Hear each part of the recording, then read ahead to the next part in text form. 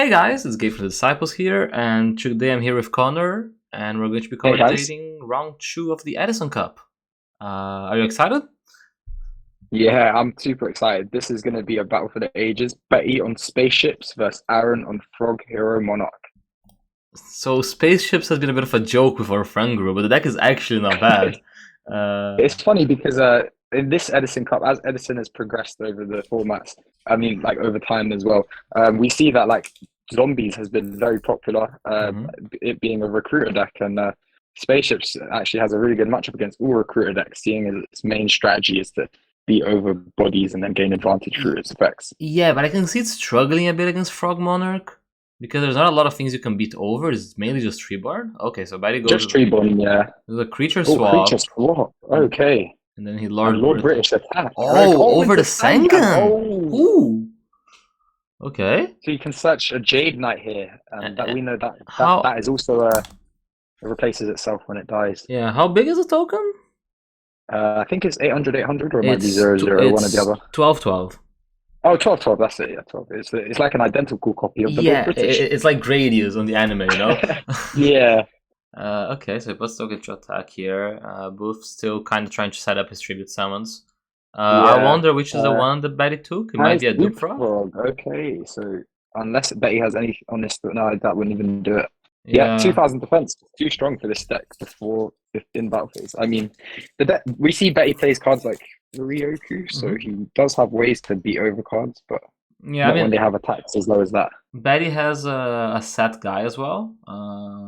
That's probably the Dupe Frog, right? Because what else could it Yeah, be? yeah. I guess it could be Tree Barn in theory. It's Tree Barn or Yeah, Dupe. it could be Tribune. Actually, that yeah, anything with low attack that wouldn't make sense to flip summon. Yeah, it's probably not. Um, It doesn't make sense to be swap because if it was swap, Aaron would have normal summon it. So Aaron goes for yeah, swap yeah, here instead of a Monarch. So he dumps Tree Barn. Probably just bounces back and passes. he's I know. Alex plays Rush Rakowski. oh, Brush Rex. Okay, so he does have a way to clear over in battle. Well, to be fair, not yet. You can Oh, out wow, Dupro. that's 700. That is better for him. 2000 defense, so strong. Yeah. Book. It's in the Okay. Book of Moon. Okay, So what is interesting. that? Do you think? I guess that has to be a What Tree is Barn. that? It's probably a Tree Barn Frog, right? Yeah, but he already has Tribune Frog Race, so I don't think it would make sense to waste the Book of Moon here. I think he just wants to cut off Uh, the swap of rotation so he can't bounce the Monarchs. yeah, potentially. It also gives a monster for But Lord British to attack over. yeah, yeah. Oh, Cyber Oh, Valley 4-2. banishing. Oh, okay, yeah, that was good. That was good for Betty. Oh, he can Econ, econ. change it to attack. Let's go. Let's Lord go. British getting Popping. another popping off here. Very, very strong. And Oh, as we see, the non-engine in Betty's deck is to handle the big defense monsters that they can't clear over. So I wait. think the matchup So what happened here? is pretty Sorry. strong. So Lord British can make another attack. So it attacks over one, then it attacks over the other, then it attacks Yeah, directly, and then he got the Jade Knight and the thing. yeah. I Oh, think the most important thing to take from this is that Lord British Space Fighter is not a hard once per turn. yeah, that's so It's cool. not even once per turn. It's as many times as you can resolve it. So his econ taking the guy here means Aaron can't like put a Monarch on the field, and now Alex kind of has driver's seat again. That he just Yeah, got I to think Lord with the British way just with everything. Aaron's been playing, I think it's pretty clear that he doesn't have a Monarch. He would have summoned it the turn before, I reckon. Yeah, and then yeah, just this and And yeah, this. it's too strong for Betty's They spaceship. they, It's too strong. they unfortunately had the life points out of sight, but I Oh, think Aaron should be like around like 4,000 or 3,000 now. yeah, that sounds correct. Because it was like a Jade Knight, a Lord British, and a token. So that Yeah, yeah, is yeah. 48. It should be 32, Yeah, yeah. unless I'm missing something. So Aaron kind of is under a lot of pressure here. And Alex has so many cards in the hand, right? He hasn't been committing this last couple of turns. He's just been attacking with Lord The, British. having said that, Betty has 3 cards in hand, and if none of them are a way to beat a Monarch, all it takes is for Aaron to top deck a Monarch and be potentially back in the game. But I think Aaron definitely has a Monarch, but he just didn't have a chance to tribute summon it last turn. Yeah, there's a Caius. Right, But right. There we see. Betty's Okay. deck has so many outs, like all the battle modifications. Honest, yeah. Woo! Oh, And then Lord British triggers, honest as right? well. Yeah, yeah, literally. Oh, and he had a lot of Monarchs by the looks of it. Damn, 3 Kai's. Yeah, so Okay. I think Alex So played this what? very well because he kept taking Aaron's monster so he couldn't do it. So like last turn, Yeah. the tree burn But there got was a summoned, and then he took the tree burn on draw phase. I see, I see. So he But there was a could. point where he had the Treeborn and then he normal the Stockford rather than tributing for a Monarch. Yeah, that's I think it wouldn't have made a difference because Betty had Honest, so that it would have he, been he would have just used that then at that point. yeah. I guess he kind of wanted to establish Treeborn because at that point he didn't have Treeborn. He only had the Sad Dupfrog. So you'd have to go the Monarch tributing on top of his Dupfrog, because Yeah, and that would be risky. Yeah, the other Treeborn frog was on Alex's side. that makes sense. Okay, fair enough. The Cyber Valley was very cool though. Cyber Valley was insane there. Being able to cut off partial Treeborn access and being able to draw two, very insane card. Very versatile as well in the way you can use it defensively and Yeah. arguably offensively with the way you're able to advance the game. And I think this deck plays Shining Angel as well, so you can actually like float with, Oh yeah, from Cyber Valley from Shining Angel.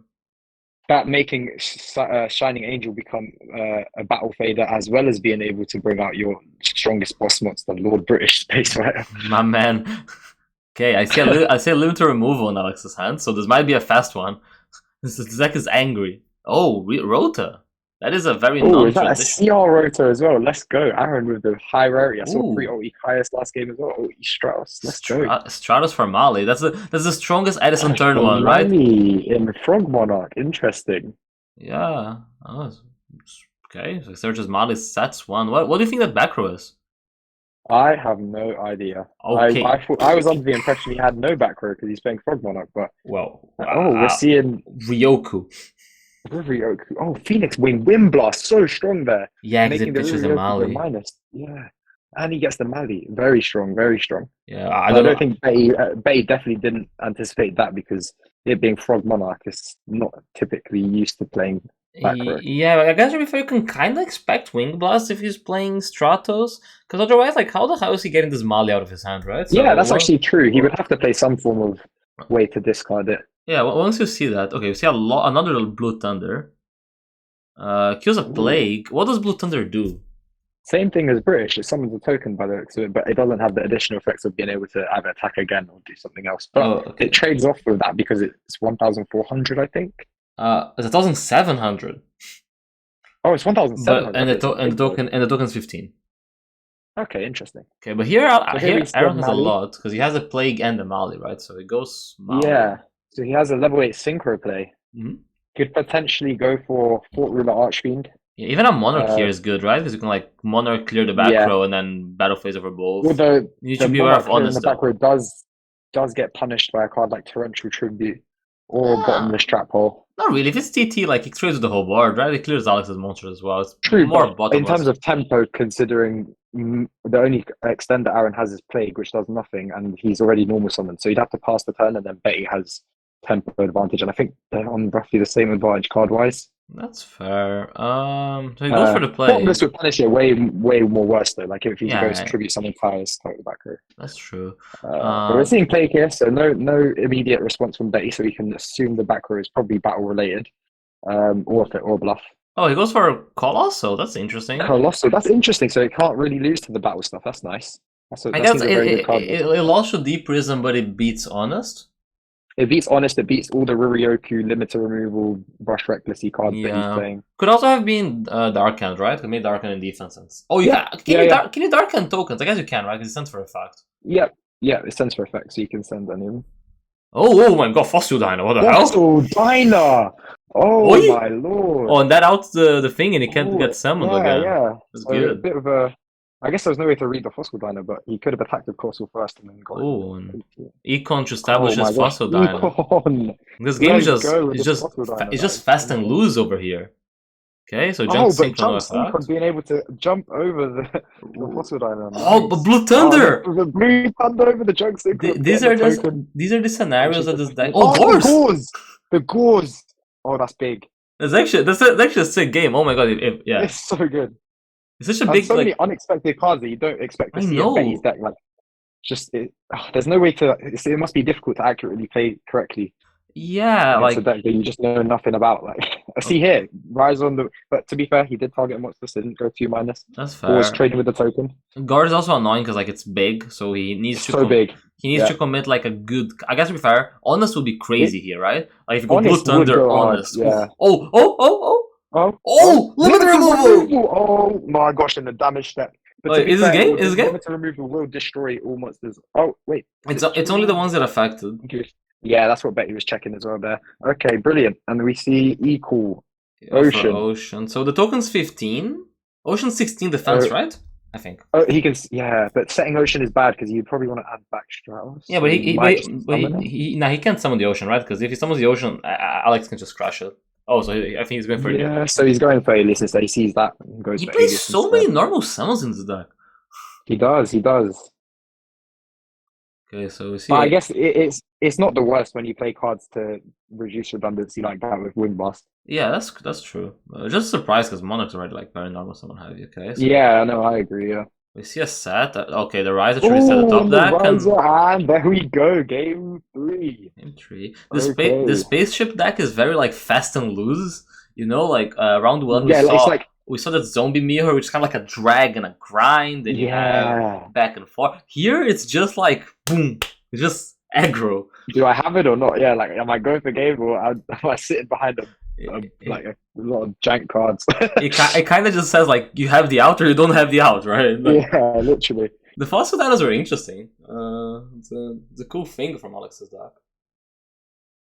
It's also a bit of a speed thing because as we see, like the downsides to the spaceship deck are big monsters like Gauls or like an established Monarch. So if Buford is able to establish one early and Betty isn't able to clear over, it can be quite difficult because he always has to put 2 cards into outing one of those monsters regardless. Yeah, but I think the advantage is that like he gets a lot of tempo because like for example if Buford has a Monarch and Alex goes like normal summon a spaceship and honest it. Yes, he spent 2 cards, but he also got 2 monsters in the field, basically, because he got the spaceship and the token. So it's not that when it bad. resolves for sure. Yeah, I mean, it's like it can be hard when that's your only play and they have a wing blast or something. Yeah, stuff like any Ryoku. interruption, maybe even book or any interruption. You just go minus when you use these cards like Ryoku. I guess the cool thing is that against Monarch, it doesn't happen that often because like they're only Aaron's only real trap is probably this wing blast, right? Yeah, I think so too. Yeah, I would agree. Oh, the Stratos again. Does he have the wing blast to pair with it again? Oh, Stratos wing blast is disgusting. Okay, he's going for the ocean. Still quite strong, especially being able to get this early game. Yeah. Do you think he plays Miracle Fusion? Yeah, there's a lot of heroes. Sense if he's playing Mali and all the other stuff. I would reckon so. Yeah. Okay. Jade Knight.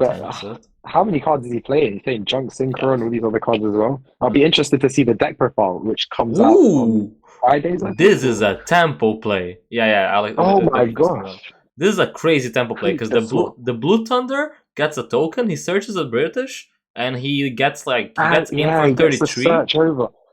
This reminds me of the old school days when you would creature swap, give them a card like Mystic Tomato or Giant Rat. Yeah, it's basically that. But the guy he attacked also got. You get a token.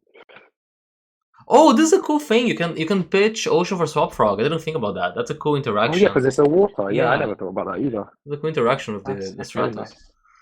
Okay, so that's a Monarch probably, right? Aaron showing his experience with the Frog Monarch deck, and he's been playing that for a long time. Yeah, he's a Frog Monarch veteran. He played that for Edison Cup 1 as well. Yeah. So and we see Riser on the Blue Thunder. Ooh, there's a Miracle! On top decks. And a Miracle Fusion! Okay. This is very... Oh, okay. Wait, what happened to the Miracle, sorry? What happened to the Miracle? That's what I was thinking. Did he DD Crow? Did DD Crow the Ocean? Yeah, it's a DD Crow. Yeah, that was it. DD Crow the Ocean. Yeah, okay. Very strong DD Crow there. And there's a very strong... Because changing it to defense. Very strong by Betty. So Betty has all the tempo here. Because Ab-Zero would like fully swing this game around if it comes up. Because Ab-Zero seems like a nightmare for this deck. Literally, that DD Crow was one of very strong there. And the Blue T Thunder can now clear over the Riser. Yeah, because he spun the Riser to the top, and now this is game because he got in for like infinite last time. Wow, what a match! It's crazy. And, like 3 very fast-paced games and very interesting games. Yeah, and even though it was like so different into the first round in a sense that it was like so quick and fast-paced, both were just as intense. Yeah, I think it's like shows like why EDISON is so much fun, right? Like you have both types of games. You have those very long drawn out, and you also have just blowout. We're not blowout in the bad ways. Like you see both players play the game here, but it can also be fast paced. Not every game is sluggish. So think it's pretty interesting. It's nice to see those two are very different decks than you're used to see, like a very different Frog Monarch, and is also Spaceships is not standard. Let's put it that way. Yeah, indeed. Alex got a win here. We have Bufferoid's deck profile coming out on the Friday, 5 p.m. So keep an eye out for that. Yeah, stay tuned for that. That's going to be a banger. Yeah, and then next round on the next Thursday, which I'm super excited about. Hope you guys have been enjoying the EDISON Cup content. Drop a comment, send it to your friends that play EDISON. We put a lot of effort into this, so it's nice to get the word across. And let us know like what do you want to know for the next editions, like what do you like, what do you don't like. We always good to have feedback. Yeah, thank you, Connor, for commentating this with me. Thanks for having me, and thanks guys, and yeah, cheers. Yeah, see you next time.